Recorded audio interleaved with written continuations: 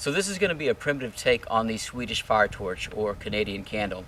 And most of those you're going to be using chainsaws or heavy machinery, things that you're not going to find in a survival situation.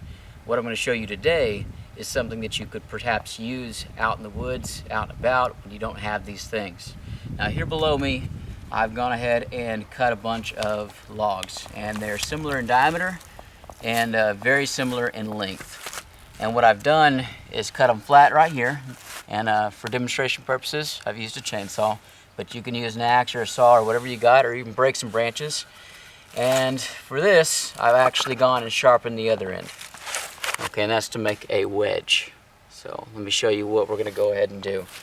Now, depending on how many you want to use or the size of your fire that you're going to use, you might have fewer, you might have more of these. But what I'm going to go ahead and do is put them into a circular pattern, and I'm going to pound them into the ground. And in doing so, I will make the outline of pretty much a Swedish fire torch and my cook fire. So that's what I'm showing you right now.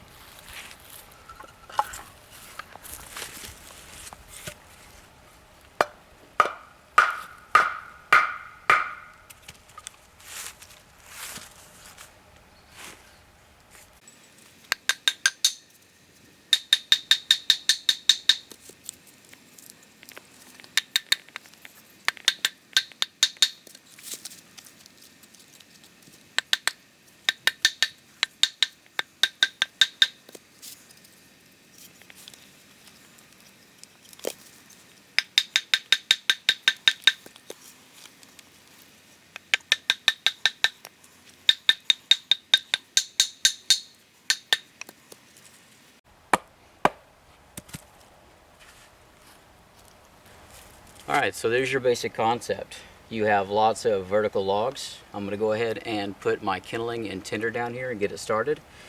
Lots of oxygen flowing all the way around. This should act as a chimney. It's going to bring all that flame and kind of make sure that it's all tunneled and pushed in one direction. And this will allow you to boil your water, cook your food, and have a decent stand to do so on. So, pretty cool. Let's get it started. Alright, well, let's see if we can't get this thing started the first time out.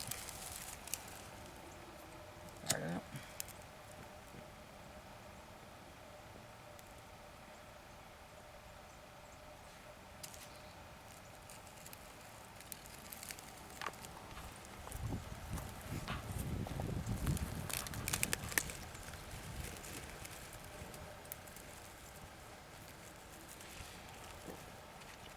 And it should light and catch pretty quick, especially with the majority of the heat coming up through a central point.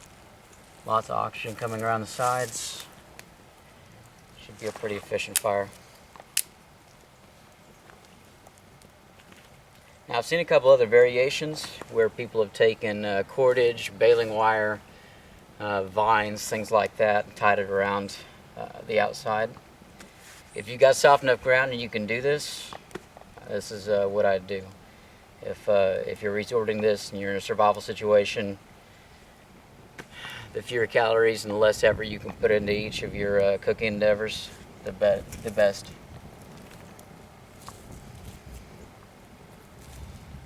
Because the idea is that if you are making a cooking fire, you're doing so to get nutrients, calories, trying to sustain your body. If you're burning more calories than you're able to consume during a meal, you're defeating the purpose. So keep it simple. And this is definitely a one-use fire. So as it goes and as it burns, as it comes up through, it's going to go ahead and consume your cooking stand.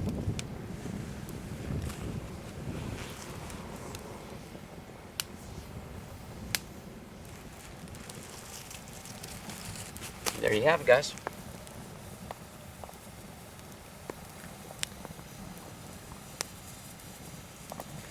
It's finally heated up, and it's venting well.